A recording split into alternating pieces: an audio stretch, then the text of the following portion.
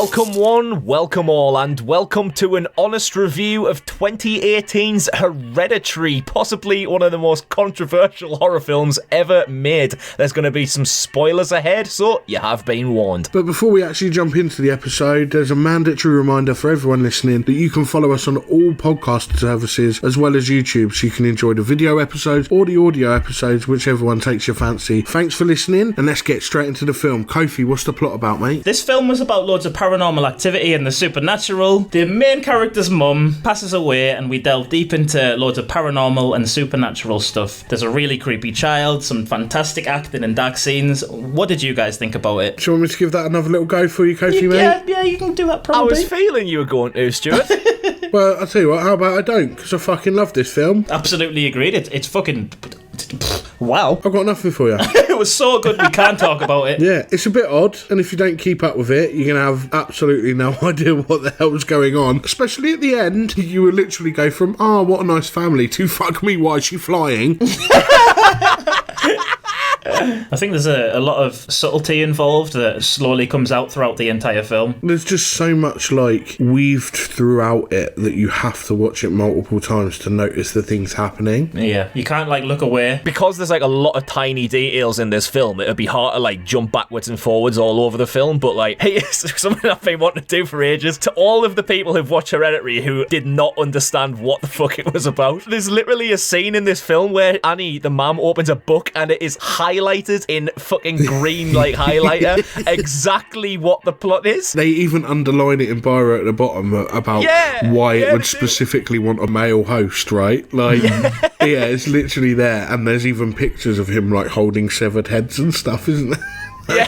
Exactly, yeah. It even tells you at the very end of the film that Payman's one of the 8 kings of hell. Yeah. It tells you that. You've got a family. You've got Annie, the mum, the dad, Steve, the daughter, Charlie, and the son, Peter. Annie's mum, it's her funeral at the start of the film. And as the film goes on, we start to learn that this family is part of a cult who worship this demon, King Payman, who was the god of mischief, one of the 8 kings of hell. And because Payman likes being in a male body, it prefers male hosts. There's bits of dialogue throughout the film which hint Payman passing through the family. Mm-hmm. That's why it's called Hereditary. It's like a hereditary demon. Annie goes to a grief counselling session, and she starts talking about how her dad died when she was a baby from starving himself, and then her brother, another male family member, had schizophrenia, hung himself. It says there that the brother had schizophrenia and would always go on about the grandma always trying to put people inside of him. Yeah. It's so subtle because you think Annie's just talking about history of her family, but it's not. It's talking about the Payman plot without making you even realise it at first. He makes you think it's about mental illness, but it's actually about hereditary hell, pretty much. Yeah. Once it's inside a host, you have to perform a ritual to unlock it out of the host, and then perform another ritual to lock it into another one, which is what the ritual at the end of the film is. It's really fucking clever. It just slowly gives you these little bits of plot. Even the daughter, right? The daughter's name was Charlie because, they thought it was a boy when she was pregnant, right? And then when she gave birth, it turned out it was actually a girl. So the grandma was disappointed by that and said she always wanted a grandson, didn't she? So yeah. It's just that clever foreshadowing of everything, and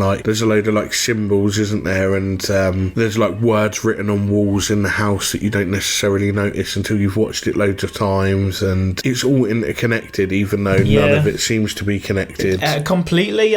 Right at the beginning, I think you watch the camera work, it zooms into a dollhouse, and then the inside of that dollhouse becomes the real scene, and then that links in partly, I think, to the demons all pretty much playing with the whole family as puppets that control everything, I think. Great point. When Charlie goes to the party with her brother, and she eats some cake that she's allergic to, she starts choking, and then he has to drive off to go to the hospital. On the way, she's struggling to breathe, opens the window and sticks her head out, and then he sees an animal in the road and swerves, but decapitates her by smashing into a lamppost. In the funeral, the grandma's wearing a necklace, right? And we later find out that's the sign of payment, right? Mm-hmm. And she has it in her house and stuff. But actually on that pole that decapitates Charlie, the sign of payment is etched into it. Yeah, it's just another little subtlety, isn't it? It was almost sealed in fate that was going to happen at that exact moment. He decapitates his sister, and then he goes home and just gets in bed, doesn't he? And leaves her in the car for her mum to find.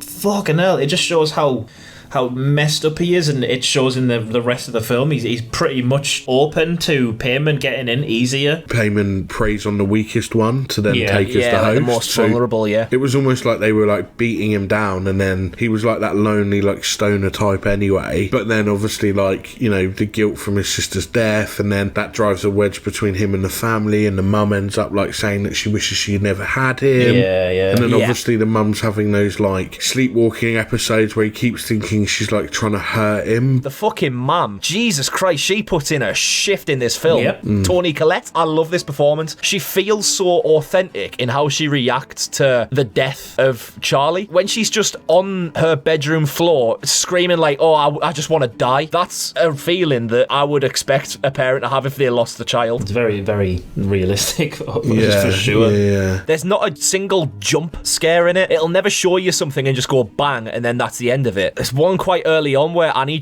she's like reading her mum's book on spirituality, and then there's like a letter addressed to Annie, but as soon as she's read it, she turns the light off, and it's just the silhouette of her mum in the corner of the room. Yeah, it's the grand, isn't it? Just looking back, smiling, and it doesn't go bang or anything like that. It just shows you her. That, for me, was so like unsettling. There's like one bit that I think the mum's like crawled up the ceiling on in the night. Oh, and she's just attached to the fucking corner of the ceiling. Yeah, it doesn't draw your attention to her being up there. She just is. So when you notice it, you're like, what the fuck? The main sort of issue that a lot of people who like the standard kind of Insidious or Conjuring, that kind of possession film that you see like all the time, it's the same kind of format in a different skin. This particular film, Hereditary, is like so different. And it does take a bit of focus, and it does take like thinking about what they've seen and like trying to piece things together. 100%. You have to watch it multiple times to completely understand it, don't you? I think to completely understand it you do, but like even on the first watch, I think the bit with the book where it explains Payman, and then the little speech at the end of the film explaining who Payman is at like the ritual, I think that's like enough to have like an overall idea, but all the tiny details that come with that just enhance it. You genuinely have to be invested for the 2 hours that you're going to sit and watch this for, right? Yeah, definitely, man. Especially the ending. Yeah, let's get into it. Well, it just ramps up so quickly at the end, doesn't it? Oh, yeah. When Steve finds the body in the attic, from that point onwards, that's when the speed just goes fucking full throttle. He gets angry, and then she's like, I've thrown this diary in the fire, and it burnt me. Like, I was attached to it because I am attached to it, and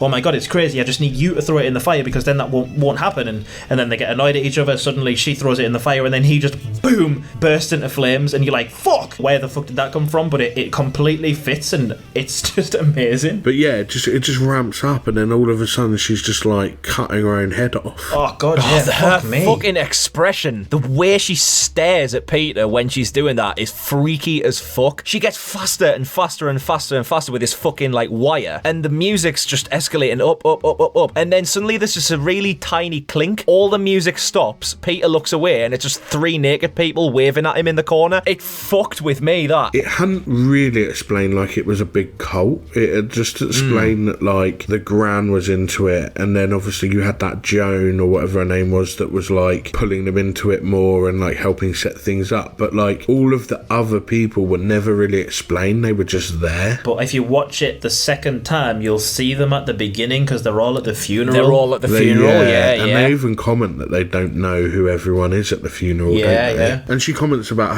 her mum being into things that like they never spoke of, and she had dark secrets and things like that, didn't she? So but that ending seems quite well shot, you know, with all of them like praying at Peter's feet. Yeah, it's just like, it's a really well put together scene that like visually is just beautiful. Yeah, Charlie's decapitated head's like on a sort of mannequin thing. Yeah. With like a crown on it, holding a scepter, and then you've got the headless corpse of the grandmother and the headless corpse of Annie, like worshipping the statue with Charlie's head on it. It is beautiful, like you say, Stu, but in like a macabre way. It actually is art, to be honest. It is, yeah, it really is. Yeah, that like that whole scene and just the way it's put together, and like the lighting and the dark space around it, and just how it's framed is just really like well put together. I think a lot of the people that criticize it haven't necessarily really understood the plot fully. Of course. Yeah. You can't just sit there like, you know, having a chat with your friends while it's on in the background and then be like, yeah, I've seen seen that film, but like, yeah, it's clever and it's good and it's interesting. I think what I like about it is that it just was its own thing, and I haven't really seen any films that are like this or felt like this anyway. So I think that's why I quite enjoyed it as well. It felt like a fresh take on something. Yeah, I think a lot of people would have expected it to be like a normal film, so throughout the entirety they wouldn't have been paying attention to the subtle things that were happening through it. So when it got to the end, they're like, well, where did that come from? But it really is set up slowly throughout the film, and you have to take note of everything inside it. Yeah, I would agree as well. Like, for me personally, like, this is probably my favourite horror film of the last 20 years. I think the script's really solid. The acting's brilliant. I love the direction, the cinematography, the colour grading, like everything like that. It just all ties together so well. This is a different kind of horror. It's a more psychological one. It's got more to it than just being a horror. It's kind of like a family drama at the same time. A story about the conflict of that family and their loss and their grief and the history they've been through. It's